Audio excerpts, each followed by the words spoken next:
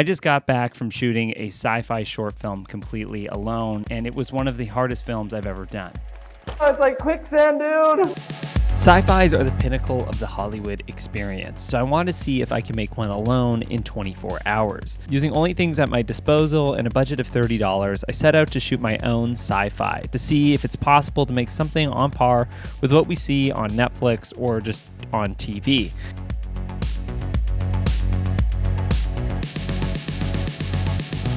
In the past 5 years, I've made several sci-fi films from $100 to $15,000. So while shooting this is going to be difficult, I have some experience with the genre. So all the concepts that I explore within these videos has to do with using available resources.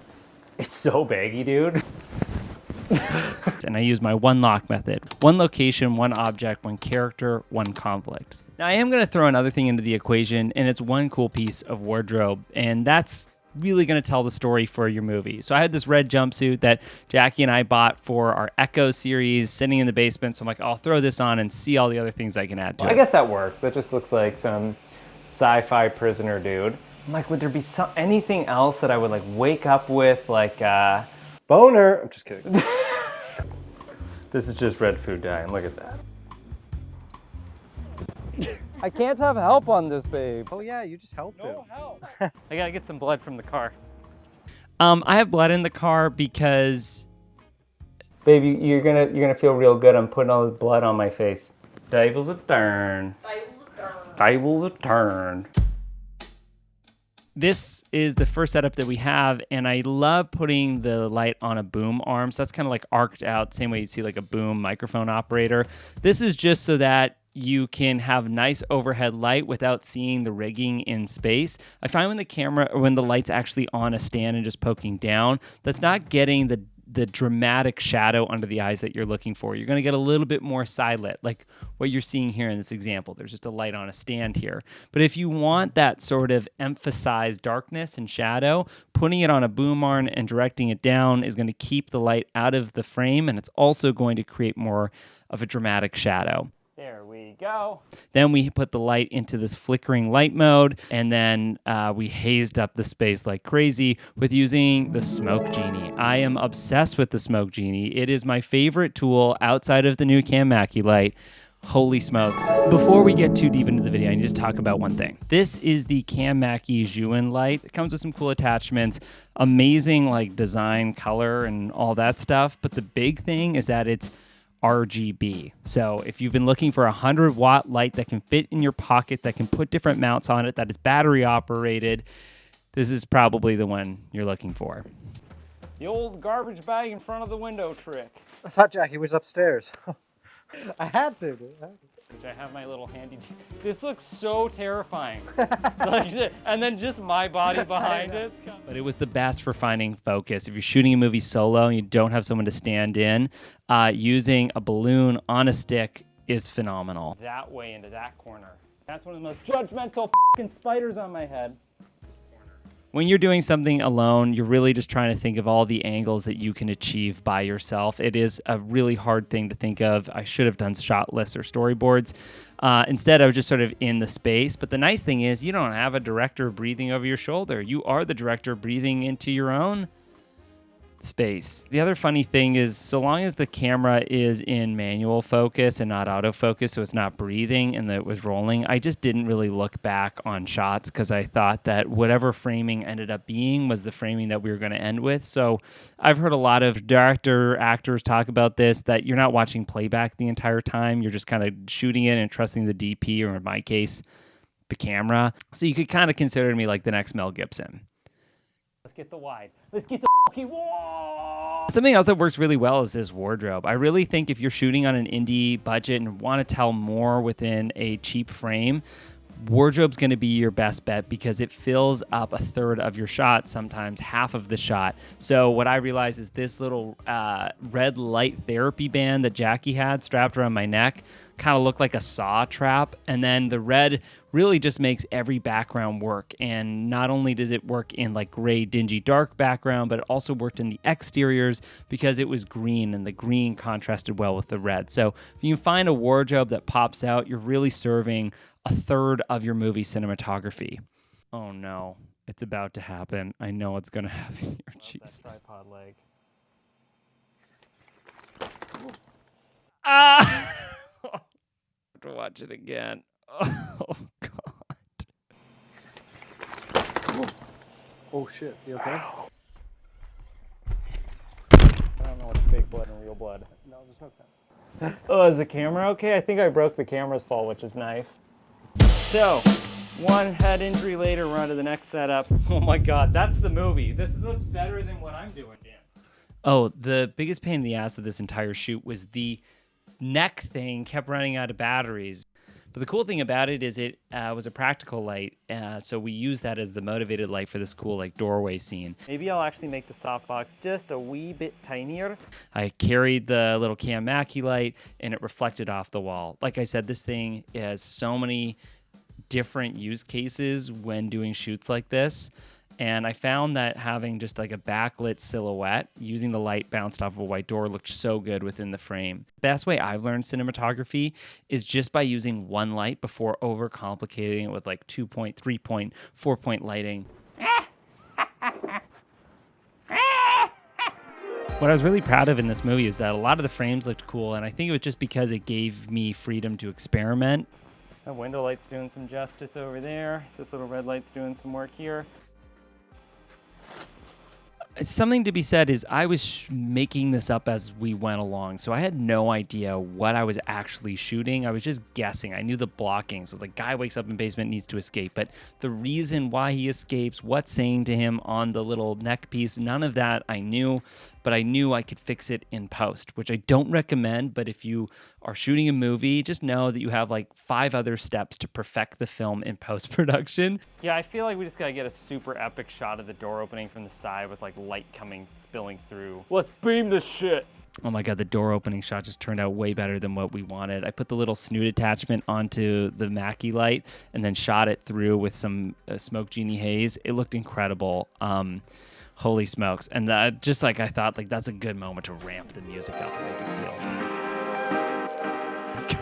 These kids are my every nightmare when it comes to shooting something because I'm like, oh, no one's going to watch me do this thing. This is a really ambitious shot. Shooting a movie. That's right. A YouTube one. One for YouTube. My name. You got to write it down. And then we had like a full audience of people watching, but these kids were amazing. They were not like the annoying ones that are like, hey, can we be in your movie? They were like genuinely curious, and it was a lot of fun to have them there as an audience. Okay, I gotta get into the zone here for the scene.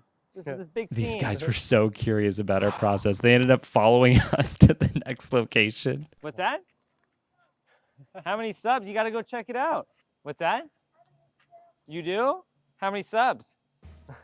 After I put this stuff together in post-production, so added the generative fill to my exterior shots, I kind of realized that this is like a new skill I have, and we'll dive more into the AI aspect of this at the end of the video, but these shots were way better once I started implementing a new tool. It was like having an extra set of hands and an extra $10,000 on the short film, basically just by using generative fill in Photoshop with a little imagination on set. So we're gonna get this shot of me walking through this pond. So I made sure I wasn't blocking what I wanted to use set extension on, and if I was going to, I probably would have done a green screen, but instead I just used what was available and made sure I didn't block that with my body, or else that would have just been cropped out.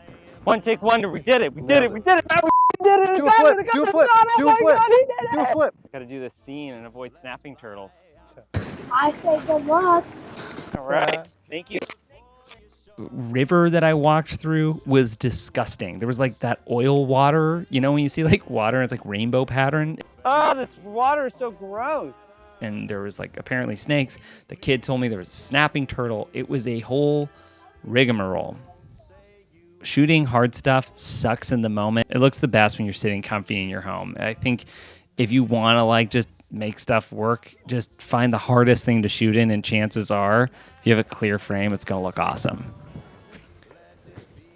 Okay, this is where the shoot got even gnarlier. I really thought that it was going to be totally easy after the camera had fallen on my head, but it only got more No. challenging. We're shooting under this bridge, and I want to shoot through this, so I think we'll get this down. It won't be that bad once you get there. Oh, yeah, dude, it's bad. No, it's not. Oh, it's bad. Why is there a turtle? No, it's deep. Oh yeah, I see that. Ah! There's no way I can do this. It went ankle deep when we got in, and then as I kept trekking through, at one point it was like knee deep. Yeah. Oh, it's like quicksand, dude. Yeah, okay, well don't do it then. Well, No, maybe no. I could just get a shot of Buddy coming out. Okay, well just go fast though. Dude, I think it's worth it alone for the way your pants look now. Like, the way you came out of that with like mud up And your we hair. got to get photos done with these kids Okay. at the end. They were like following us around. I'm like, hey, do you want to take a selfie and hold the camera? It was really awesome to shoot it with these guys just following us around. Where you're making stuff so quickly, you're not giving yourself the opportunity for like analysis paralysis, which I think a lot of us do. And while the shots in this film are not perfect, like there's so many things we could probably make way better. What's cool is like, it doesn't have to be always excellent. It can just be fun. It can just be an expression. Our final setup is putting this light on the outside of a window. This is a classic lighting setup. I put the snoot on top of the camera and wanted to get that directional look. It's not what I ended up using. I actually put on the Fresnel on top of the Mackie light, and it ended up giving it a lot more output and made it a lot brighter. And shooting it through my window with the little slits there, it softened the light. It also created a little bit of dimension on the wall. And that partnered with the red light off of the neck thing just created enough dimension. Again, you can use 2 lights, 3 lights, 4 lights, but just learning with one is so much simpler. And doing movies by yourself, you're really only going to have time to probably set up 1 light. So using these sort of cheat codes of backlighting, shooting through a window, using just 1 motivated light source makes the process so much faster and, to be honest, a lot more fun. Great, we did it, nailed it. Can work out. Hell yeah. Okay, I can't talk about this video without talking about the tremendous amount of AI I used to put it together. Everything from the voice to the set extension to even some of the shots were used with AI. It obviously looks a little AI-y, but I mean, come on, like this shot, that shot could have been like in some like 90s action film and everyone would have been totally cool. And I got so excited with this, I was like, oh, let me just make the guy's face go into flames and it turns into... And after I'd done these effects, I run out of the free credits that come part of Runway, so I had to get a whole subscription, and it just started an entire journey of doing these things.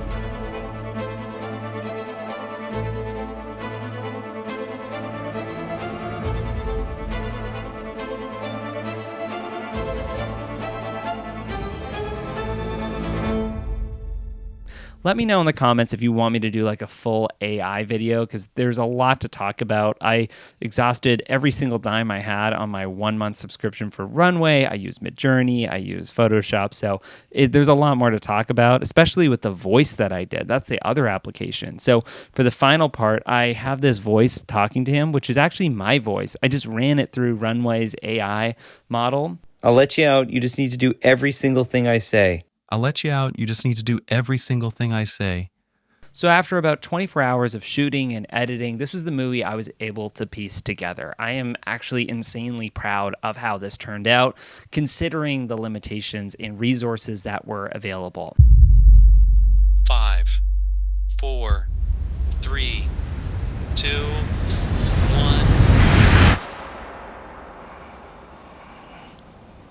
1. Wake up, sleepyhead.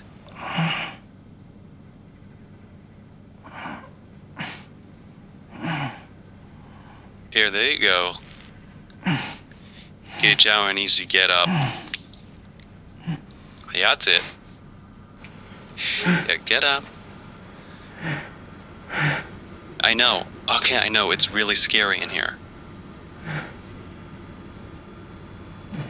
If you do everything I tell you, I'll get you out of here, no problem.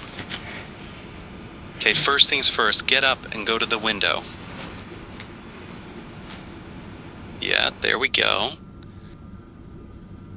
Follow your hand along the wall here, and there'll be a door to your left.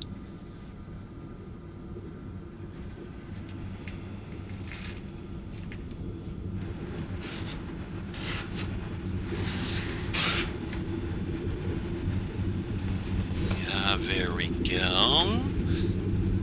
Alright, we're almost home free. I need you to do everything I tell you, okay?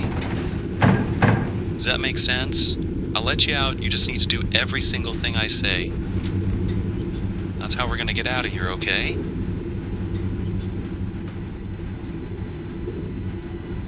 Okay, that's what I'm talking about, John.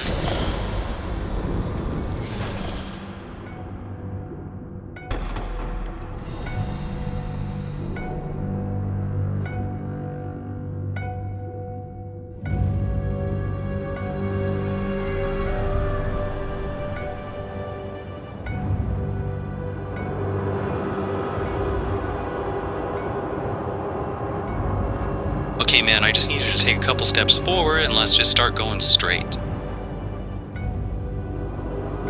Did you know that forests naturally burn themselves down to stimulate new growth? It's a natural part of the ecosystem. That's kind of what we're doing today. We're just gonna keep walking. We're just gonna keep walking. Yeah, just keep going straight. Yeah, just keep... You know what's crazy? I've never walked before. I'm just a voice.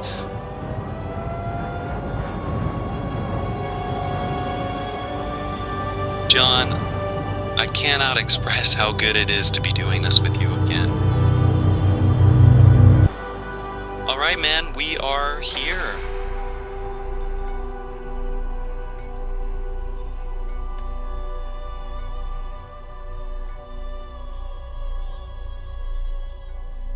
John?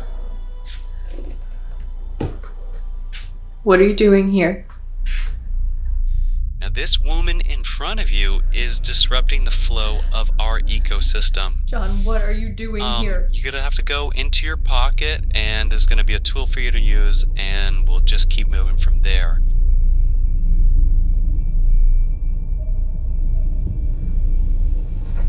John, all you gotta do is get rid of her. So just What are please you follow doing? along, or else I'm gonna have to activate this device that's around your neck, affecting both you and this lady. You have 5 seconds. Please don't. 5, 4, 3, 2, 1. Well, Matt, we did it again. How do you think it went? I'm not wearing my mic, but good. It went good. Maybe just try it once more. Full debrief. I'm very happy with how today turned out. For me, I think hard things read the best on camera. Even though they suck in the moment, later on they're like way better. While it is an amazing task, and I think I got 80% of it alone solo, there was a bit with Jackie in it, like one shot, and most of it though was the solo effort. For those of you who are like interested in making a movie on your own, do I recommend it? If you have someone to help out, like a Matt or an actor, it is 10 times easier. If I rate this on all the sets I've been on, from feature films to commercials, this is probably the hardest it gets. Great, I think it's all gone. Cool, press buttons if you like this channel, and oh, check out Matt's channel. Matt did all the behind the scenes on this. He's standing in the bathroom right now. He's a great guy. What, you got anything to say? I'm a great guy.